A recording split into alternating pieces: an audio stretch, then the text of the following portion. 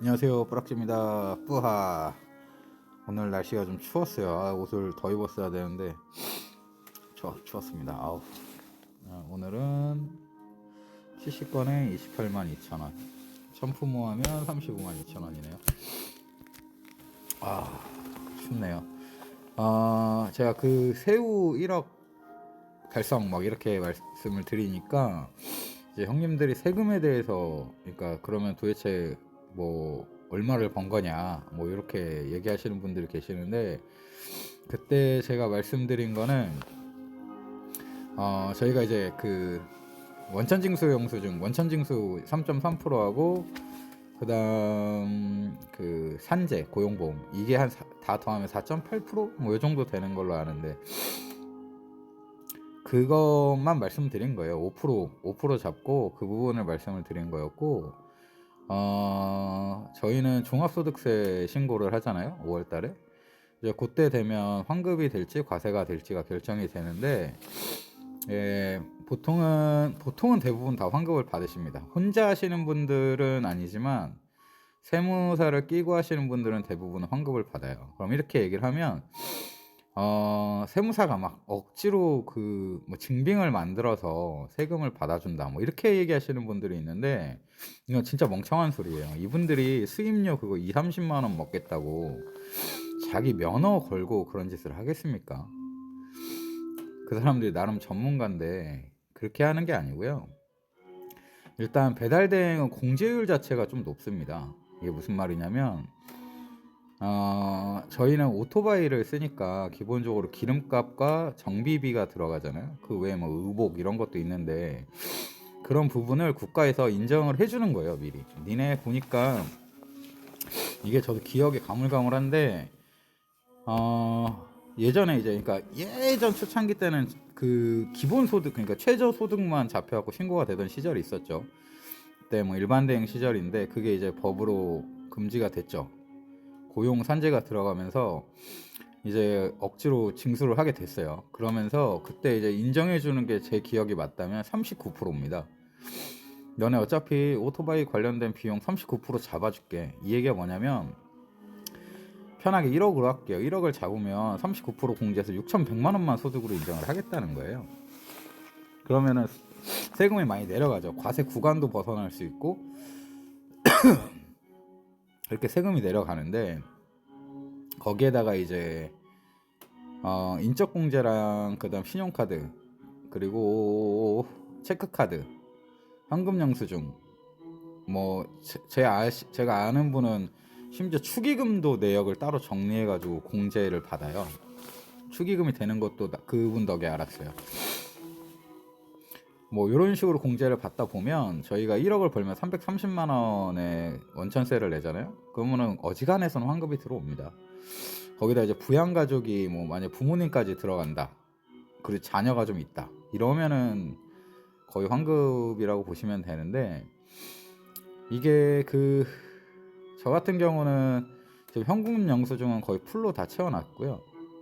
그 다음에 제 명의로 된 카드, 제가 쓰고 있는 카드, 그러니까 오토바이 관련된 거하고 제 이제 식사, 점심 한 끼 먹는 거, 그다음 뭐 간식비, 기름값 뭐 요런 거 쓰는 카드로, 그리고 저희 가족 외식비 한 달에 한 100만 원 정도, 그거 다 더하면은 1년에 한 2천만 원 정도 써요. 카드 하나가 2천만 원이에요. 카드 하나가 2천만 원이고, 또 다른 카드들도 있고 와이프 준 카드도 있는데, 제 와이프가 제 카드는 잘 안 써요. 왜냐면 내역이 저한테 오니까 잔소리해야 한다고 싫어해요. 근데 이게 뭐 아무튼 그렇습니다. 이 정도까지만 말씀을 드리고, 제가 왜냐면 세금에 대해서 아는 게 없어서, 저희가 보통은 회사원 출신들은 어쨌든 회사에서 내라고 하면은 인터넷에서 그거 쭉 뽑아갖고 그거 하나만 띡 던져놓잖아요. 어차피 뭐 거기다가 뭐 추가로 하고 이러는 거는 회계팀에서나 자기들 거 해주지 우리 거 안 해준단 말이야. 근데 우리가 그런 거 할 시간이나 뭐 그렇게 뭐 세금 많이 내지도 않는다 뭐 이렇게 생각해서 그렇게까지 막 디테일하게 공제를 받지는 않죠. 뭐 이 정도까지만 하고, 아까 말씀드린 그 우리 와이프 잔소리 한다고. 근데 이게 저도 참 할 말이 없는 게, 예전에 이제 그러니까 그냥 물어보는 거예요. 뭐 샀어? 뭐 샀어? 이렇게 물어보는 게 이제 듣기 싫은 거야. 그죠? 근데 그럴 수밖에 없는 게 제가 진짜 벼랑 끝에서 배달을 시작했어요. 그때 당시에 진짜 막 돈이 없었고 제주도 내려갔는데 진짜 막 와이프한테 일주일에 막 2만 원 주고 생활을 아 물론 아들 먹는 거 빼고요. 우리 와이프 용돈 막 2만 원 주고 5만 원 주고 막 일주일에 하루가 아니고 막 와이프 전화 와서 커피 한 잔 마셔도 내가 허락받고 막 그랬었어요. 그러지 말아라고 해도 뭐 당장 돈이 없는 걸 아니까 그런 거를 다 한 2년 넘게 그렇게 살았어요. 우리 와이프가 불쌍하게. 진짜 불쌍했다고 그때. 지금도 비슷해요. 지금도 자기 오빠 나 입을 옷이 없어 이러면 가서 사. 뭐 이렇게 얘기를 하면 가서 손만 떨다가 그냥 와요. 못 사. 못 사. 근데 우리 와이프 카드비가 솔찬히 나오거든요. 그게 다 뭐냐면 아들한테 들어가요. 아들한테. 이게 애미가 자기가 못 먹고 못 입는 거는 괜찮아. 근데 우리 애가 태어났을 때 너무 해준 게 없었단 말이야. 우리 아들한테. 그러니까 이제 주위에서 많이 도와줬죠. 돈 없는 걸 아니까 주위에서 선물이나 이런 걸 진짜 많이 받았어요. 그렇게 도움을 받으면서 거의 두 해를 이제 뭐 젖동량 하듯이 우리 아들을 키운 거죠. 그래도 우리 아들 소고기만큼은 내가 진짜 2 플러스 아니면 안 먹겠다. 우리는 소고기 맛도 못 볼 때 그렇게 2년 동안 힘들게 살았어요. 그러니까 이제 와이프가 이제 돈을 쓸 수 있어도 못 써요. 이게 사람이 그렇게 돼. 쪼들리다 보면 그게 습관이 돼버려가지고 쉽게 그걸 떨쳐내지 못해요. 떨쳐내지 못하고 지금 쓴다 그래도 이제 그때 아들한테 못 해준 게 애미로서 한이 돼가지고 조금 나아지니까 진짜 아들한테 다 해주더라고. 뭐 진짜 막 많이 쓸 때는 카드값 막 350만 원 나오고 그랬었어요. 와이프 혼자 와이프 카드 하나가. 근데 뭐라 할 수가 없는 게 그 애미의 한이 너무 느껴져서 뭐라고 말을 못했어요. 근데 그것도 한 2년 정도, 2년까지는 안 되겠다. 한 1년? 그 정도 하니까 얼마 전에 그런 얘기를 하더라고. 아, 이제 우리 아들 아기 때 못 해준 거 다 갚은 거 같은데 이제 그만 사줘야 될 것 같은데 이런 얘기를 넌지시 하더라고요. 뭐 그게 이제 그런 것들이 이제 제가 열심히 일을 하는 그 계기나 원동력이 되는 거예요. 이렇게 우리 가족들의 삶이 바뀌는 걸 보면서 뭐 누군가는 또 뭐 아 뭐 씨발 그지 새끼 뭐 이렇게 얘기할 수는 있지만 뭐 저는 그런 거에 만족감을 느끼고 있어요. 그렇게 살고 있고 그리고 이제 그렇게 제가 진짜 밑바닥에서부터 여기까지 기어 올라오다 보니까 징징이 형들 하는 말이 듣기가 싫은 거야 솔직히. 얼마나 열심히 해봤다고 라는 생각이 드는 거예요. 근데 이게 나는 했는데 너는 왜 못해 이런 의도로 말씀을 드리는 건 아니에요. 안 되는 지역 있다니까. 그런 거 인정을 해. 안 되는 지역도 있고 사람마다 체력적인 부분도 있고 나이 문제도 있고 여러 가지 문제들이 있잖아요. 근데 이 징징이 형들은 선을 넘어. 그러니까 누가 봐도 그냥 게으르고 나태한 형들이 많아요. 근데 나는 했는데 너는 왜 못해 이런 게 아니라 너 형 지금 인생이 진짜 뻑뻑하잖아. 그럼 죽기 살기로 해서 뭐라도 좀 남겨야 될 거 아니야. 이런 의미예요. 그러니까 그 형이 조지면 조질수록 나는 좋아. 왜냐면 그 형이 안 나오면 내가 하나라도 더 탈 거 아니야. 그런 사람이 많아지면 많아질수록 내가 먹을 게 많아지잖아. 근데 그럼에도 불구하고 잔소리를 하는 이유는 그거예요. 아니 지금 그렇게 해갖고 달라지는 게 없으면 죽기 살기라고 뭐라도 해봐야지. 그렇게 해보고 그래도 답이 안 나오면 빨리 다른 일을 해야지. 왜 그 귀한 인생을 허비해?